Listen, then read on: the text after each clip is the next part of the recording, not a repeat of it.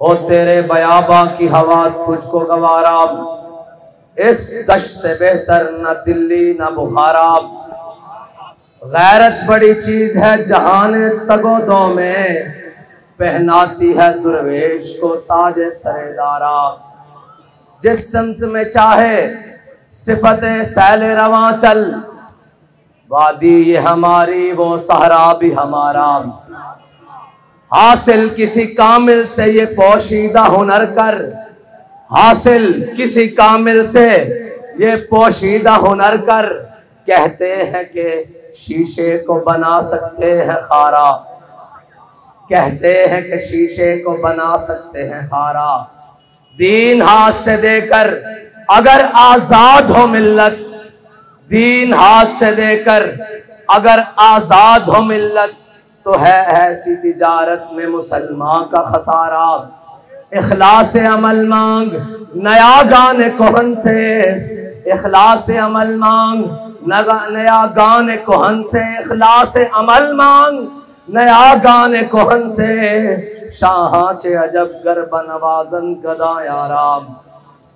और तकरीर बड़ी मुफस्सल तरीके से कल भी हो चुकी। आज़ादी की दास्तान एक इतनी तवील और दर्दनाक दास्तान है।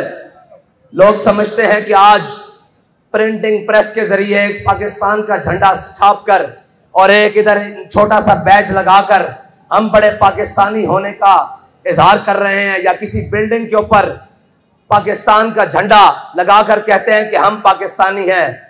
आप ठीक है पाकिस्तान में बसने वाले हो, जिनके बड़े पाकिस्तान की तामीर के वक्त अपनी लोहे की मिलें बना रहे थे, वो आज पाकिस्तानी होने का जनाब शर्फ हासिल रखते हैं और मुल्क में 3-3 बार वजारत उज़्मा के जनाब वो मजे लूट चुके हैं, और जिनकी औलादें आज यहूदियों के पास तरबियत कर रही हैं, और जिन्होंने मुल्क के अंदर सिर्फ गेंदे और बल्ले मारकर अपना नाम कमाकर फिर वजारत उज़्मा की सीटें हासिल करके वो समझ रहे हैं कि हम पाकिस्तानी हैं। पाकिस्तानी वो नहीं है, पाकिस्तानी वो है कि जब पाकिस्तान का परचम उठाने पर गले कट रहे थे अनगिनत, और जब पाकिस्तान का परचम उठाने पर छुपकर हिजरतें करनी पड़ रही थी, और जब पाकिस्तान का नारा लगाने पर कुंबे के कुंबे दरियाए रावी में कत्ल हो रहे थे, और जब पाकिस्तान का नारा लगाने पर पूरी की पूरी ट्रेनें सर काट कर अमृतसर से लाहौर भेजी जा रही थी। पाकिस्तान का नारा लगाना उस वक्त मुश्किल था, और उस वक्त मुश्किल हमारे बड़े अपने कारोबार नहीं चमका रहे थे, हमारे बड़े अपनी मिलने और अंग्रेज से जागीरें नहीं हासिल कर रहे थे, बल्कि हमारे बड़े नारा लगा रहे थे कि बच के रहेगा हिंदुस्तान और बन के रहेगा पाकिस्तान। और पाकिस्तान का मतलब क्या, दस्तूर रियासत क्या होगा, वो थे हमारे बड़े।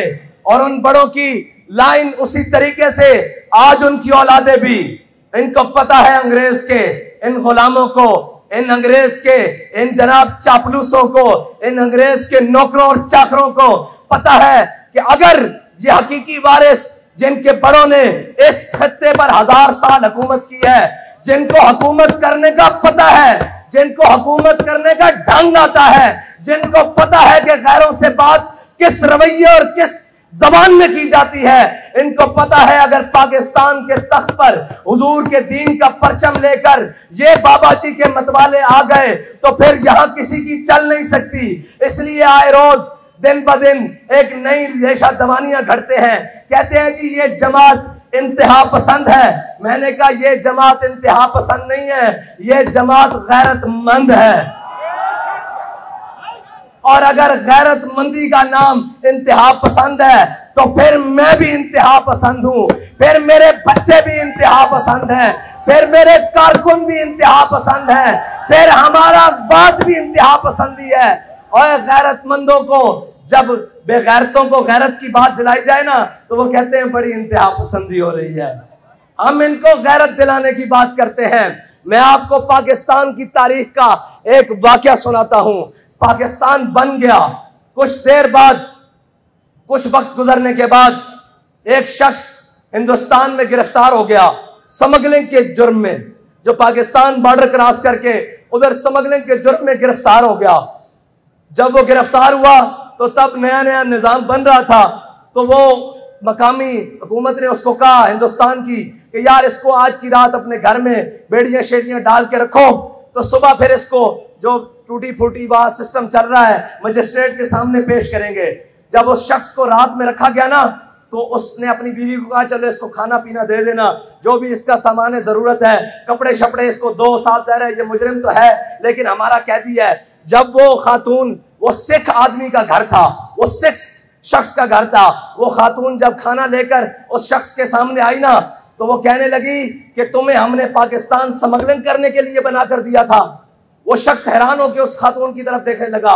उसने कहा अच्छा मेरा जुर्म है स्मगलिंग, लेकिन तुम मुझे यूं क्यों कह रही हो? उसने कहा बेगैरत और बेशरम, मैं मुसलमान की बेटी हूं, ये वतन लुटते वक्त अंग्रेज मुझे उठाकर ले आए थे, मैं तो इंतजार में थी कि कोई मोहम्मद बिन कासिम का वारिस आएगा, कोई सलाहुद्दीन अय्यूबी का वारिस आएगा, कोई जनाब महमूद गजनवी का वारिस आएगा। तुम तो स्मगलर निकले, वही स्मगलरों की औलादें और वही स्मगलर जो जनाब आज स्विस बैंक में यहां से पैसे निकालकर वहां भेज रहे हैं, ये स्मगलरों की औलादें हम पर मुसल्लत हैं। उस खातून ने, उस बहन ने क्या कहा? उसने कहा हमने लाखों अपनी इज्जतें इसलिए लुटवाई थी कि तुम स्मगलिंग करो, हमने तो इज्जतें इसलिए लुटवाई थी कि वो पाकिस्तान बनने जा रहा है जिस पाकिस्तान में हुजूर का दीन का परचम बुलंद होगा। ये है हमारी दास्तान, जिसको खून से लिखा जाए तो शायद भी कम हो। इतनी कुर्बानियां देने के बाद ये पाकिस्तान हमने हासिल किया, लेकिन इन लाइनों ने पाकिस्तान को 75 साल तक जनाब इसको खा भी लिया।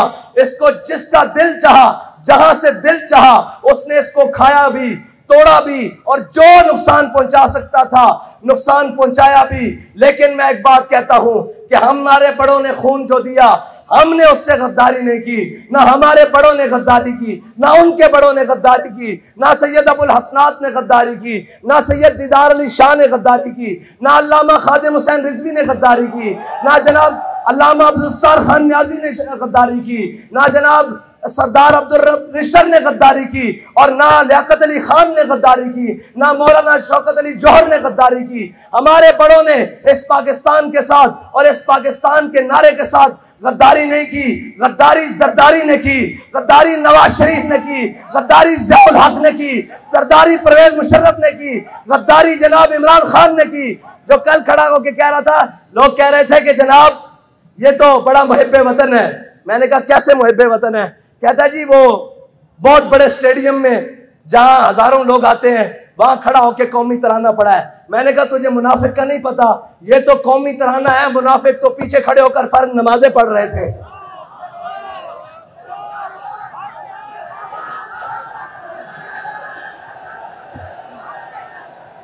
मुनाफिकों की पहचान ही ये है, मुनाफिक तो पीछे खड़े होकर फर्ज नमाजें पढ़ रहे थे, जुम्मे वाले दिन पहले मिंबर पे खड़े हो जाते थे। ये तो मुनाफिक खड़ा होकर तराना पड़ेगा ना, इसका पर्दा जो चाक हो रहा है, इसलिए तराने पढ़ने हैं। तू तराने नहीं, तू जो तराने लिखने भी शुरू कर दे, हमें इससे गर्ज नहीं है, हमें पता है तू मुनाफिक आजम है। और अब डीले करने के लिए हमारे पास खबरें मौजूद हैं, कौन किससे मिलने कहां कहां जा रहा है। ये याद रखना, वो कोई भी हो जिसने इस पाकिस्तान के साथ किसी किस्म की भी गद्दारी की है, तहरीक लब्बैक पाकिस्तान वाले उसके वजूद को कबूल नहीं करेंगे, उसके वजूद को कबूल नहीं करेंगे। जिसने कहा ये आर्जी लाइन है, उसके वजूद को कबूल नहीं करेंगे। जिसने कहा जनाब हम एक ही रहमान और राम को मानते हैं, उसकी वजूद को तहरीक लब्बैक पाकिस्तान वाले और ये मिल्लत कबूल नहीं करेगी। इसलिए कि वो जिससे इस वतन की जेल तो ना काटी गई और भागकर लंदन जाकर बैठ गया, जिसको लंदन के ऐसी रास आए हो, उसे मिल्लत के दर्द का क्या पता, उसे कौम के दर्द का क्या पता, उसको क्या पता कि यहाँ बेटियां गुर्बत की वजह से, तुम्हारे करतूतों की वजह से काटी जा रही हैं, हमारे करतूतों की वजह से नहीं।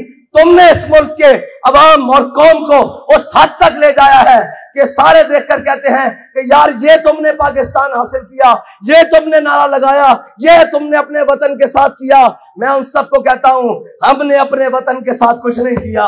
हमने लाशें उठाई, भाई जख्मी करवाए, बच्चे अपनी बच्चियां जेलों में भिजवाई, जनाब घरों की चादर और दीवारी की पामाली की, लेकिन अपने पाकिस्तान के खिलाफ एक हर्फ नहीं बोला, एक सोचा भी नहीं, बल्कि ये कहा कि ओए ये पाकिस्तान हमारा है, ये पाकिस्तान हमारे बड़ों ने बनाया है। अभी फिलहाल ये कुछ जनाब वो चंद नाहंजारों और गद्दारों के हाथ में है, लेकिन ये याद रखना वो कह गए हैं ना कि मंजिलें इश्क की आसान हुई चलते चलते। आपको इसलिए ज्यादा चलाते हैं ताकि आपको अंदाजा हो जाए, और जब आपके हाथ कोई चीज आए, इस हुकूमत की या इस जनाब रियासत की कोई जिम्मेदारी आए, तो आपको एहसास हो कि हम कैसे चलते चलते इस मंजिल तक पहुंचे हैं। आपको इस चीज का एहसास रहे कि हमने कितनी मुश्किलों से जाकर वो चीज हासिल की है। इनको क्या परवाह हो, इनके कौन से बच्चे लुटे हैं, इनके कौन से काफिले लुटे हैं, इनको क्या परवाह हो। खानदान तो हमारे कटे थे और जनाब ट्रेनें तो भरकर हमारे सरों की आई थी। ये तो आए और अमेरिका नवाज बैठकर आकर, कोई बरतानिया नवाज, कोई अमेरिका नवाज, कोई इंग्लिस्तान नवाज, कोई फ्रांस नवाज, वो आकर हमारे पर हुक्मरान बन गए। ये दर्द तो हमें है ना।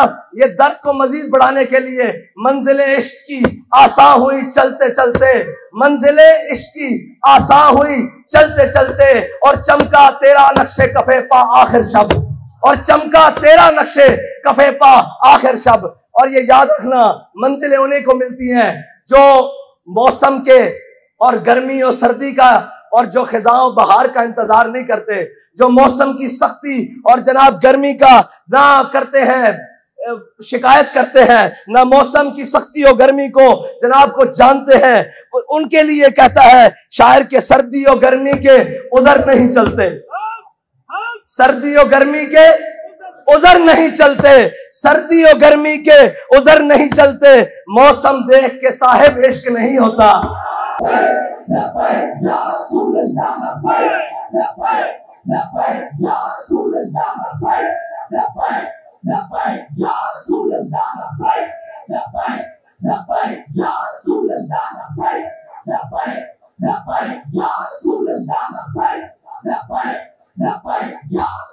और हमसे डरने वाले ये याद रखें कि हमारे अंदर कोई तुम्हारे लिए नरमी नहीं है, और हमारे पास नजरिया बड़ा साफ है और बड़ी खुली बात है। जो हुजूर का गुलाम होगा वो हमारा इमाम होगा, लेकिन जो उनसे बेगाना होगा, हमारी जूती भी उससे महंगी है, हमारी जूती के साथ लगने वाली खाक भी उससे महंगी है इंशाअल्लाह।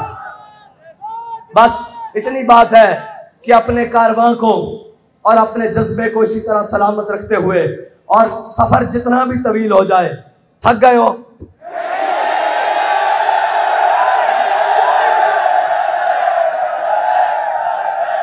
मैं पिछले साल मैं जेल में था, तो यहीं इसी मकाम पर तहरीक लब्बैक की रैली पहुंची, तो उन्होंने पर्चा काटा था। मैं आज फिर कहता हूं, काटो पर्चा।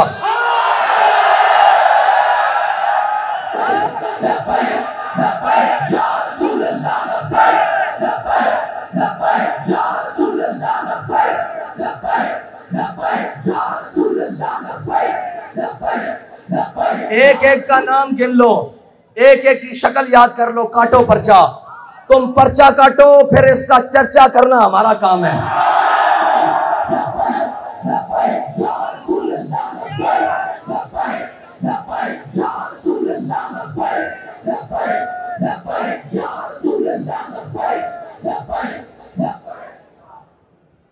और आज एक बयान चल रहा था कि जी ये बहुत बड़ी गलत फहमी है कि इस्लाम तलवार से फैला है। मैंने कहा ओए लांती और मरदूद, ये सबसे बड़ी गलत फहमी होगी कोई तुझे इंसान माने। तेरे अंदर इंसानियत वाली खसलतें भी नहीं है, ना तुझे रूहानियत का पता, रौनियत पड़ता है, ना तुझे किसी बात का पता, ना तुझे किसी काम का पता। हुकूमत तुझसे चल नहीं सकी, मुल्क के खिलाफ तू बकता है, इदारों के खिलाफ तू बकता है, हर चीज तेरे शर से कोई बचा नहीं। ये एक वाहिद शख्स आया है पाकिस्तान में जिसके शर से कोई महफूज नहीं, ना दीनदार महफूज, ना ताजिर महफूज, ना वकील महफूज, ना जज महफूज, ना जनाब फौज महफूज, ना वतन महफूज। इसके होते हुए कश्मीर की फरोख्त हुई है, बड़ी बड़ी बातें आई, बड़ा बड़ा मुश्किल वक्त आया, लेकिन ये लानत का तोक इसके गले में पड़ा है। कि कश्मीर फरोख्त हुआ है और बरसरे आम फरोख्त हुआ है, इसने कहा है। और इसने अपनी बड़ी महफिल में कश्मीर का झंडा पकड़ने से भी इनकार किया हुआ है। अगर कौम भूले ना तो, लेकिन कौम को अब अपने जनाब दिमाग हाजिर रखने पड़ेंगे। ये नहीं कि कोई आगे कहे मैं अमेरिका के खिलाफ हूं और मैं जनाब उसके खिलाफ हूं, मैं आजादी की जंग लड़ना चाहता हूं और मैं ये वो। मैंने कहा आजादी की जंग तो वो लड़े ना जिसने गुलामी कबूल की हो। इसका मतलब है तू गुलाम तो है ना, ये तो मानी बात। इसका मतलब है तूने 3.5 साल तो गुलामी में गुजारे हैं।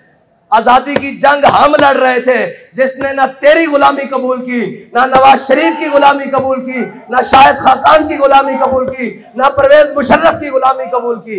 हर जालिम के सामने भी खड़े रहे, हर जाबिर के सामने भी खड़े रहे, और जो हक बात कहने के लिए कीमत देनी पड़ी उसको बड़ा सीना चौड़ा करके कीमत दी, और यहाँ लाशें उठानी पड़ी, खून देना पड़ा, बड़ा खुल के दिया। और ना जनाब उसके बाद अपनी बात से फिरे हैं, बल्कि ये कह रहे हैं कि महफिल कोनो मकामे सहरो शाम फिरे, लेके मैं तो ही सिफते जाम फिरे, कौमे दश्त में लेके तेरा पयाम फिरे, और तुझको मालूम है कभी नाकाम फिरे। सब जानते हैं ना मुशर्रफ के दौर में नाकाम फिरे, और ना जनाब नवाज शरीफ के, और ना वो खान के, और ना जनाब इस इमरान खान के, और अभी भी जो आए बैठे हैं हम उन्हें सिर्फ इतना ही कहते हैं कि वापस आ जाओ हुजूर के दीन की तरफ। डॉलर तुमसे संभल गया, कहते हैं जी मईशत मईशत मईशत मईशत। मैंने कहा है अल्लाह के बंदो, हमने पाकिस्तान मईशत के लिए नहीं बनाया था, मईशत को तो तुमने बर्बाद किया है। और याद रखना, जो भूखा आदमी हो ना, भूखा आदमी गैरतमंद हो, लेकिन उसको रात को नींद बड़ी सुकून की आती है, लेकिन बेगैरत हो और उसके महलों में और उसके सर्विस बैंक अकाउंटों में अगरचे अरबों पड़े हों, उसको कभी सुकून की नींद और सुकून का हयात मुयस्सर नहीं होती। तुम बेशरम हो और बेगैरत हो, और कौम के लूटने वालों को कभी इत्मीनान हासिल नहीं होगा। अगर इसकी अंजाम देखना है तो परवेज मुशर्रफ की ताजा सूरत हाल देख लिया करो कभी, ये देख लिया करो कि अंजाम कितना बुरा है।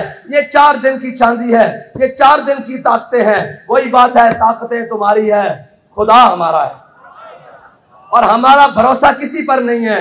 किसी को अपनी ताकत का ज़ौम आज भी है तो वो हम उसे कहते हैं कि तुम अपनी ताकत आजमा लो। हम सीने वही रखते हैं जो अहमदुल्लाह शाह मदरासी वाले हैं, हम सीने वही रखते हैं जो इमाम फजल हक खैराबादी वाले हैं, हम सीने वही रखते हैं जो मौलाना इनायत काकोरवी वाले हैं, हम सीने वही रखते हैं जो किफायतुल्लाह काफी वाले हैं, और हमारे सीनों को निस्बत अमीरुल मुजाहिदीन वाली है।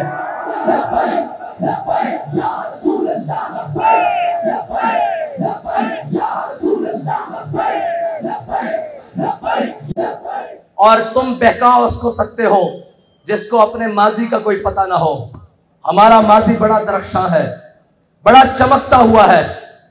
वो अगरचे 1857 भी हो, वो बहादुर शाह जफर की हुकूमत हो, वो मुगलिया दौर हो, हमारा हर माजी चमकता हुआ है, क्योंकि हमने किसी भी माजी में हमारे बड़ों ने किसी के आगे सर नहीं झुकाया, वो कोई कितना भी बड़ा ताकतवर हो। और हमारा इंशाअल्लाह मुस्तकबिल भी इसीलिए चमकता रहेगा कि हमारा रास्ता बड़ा साफ और मुतय्यन है। हमें अपनी मंजिल का पता है, हमें अपने रास्तों की दुश्वारियों की पहले से खबर है कि हम जिन चीजों को लेकर चल रहे हैं वो हाथ पर कोयले हैं, और जनाब नीचे जमीन पर अंगारे बिछाए हुए हैं इन्होंने, लेकिन इंशाअल्लाह हमने तैयार किया हुआ है।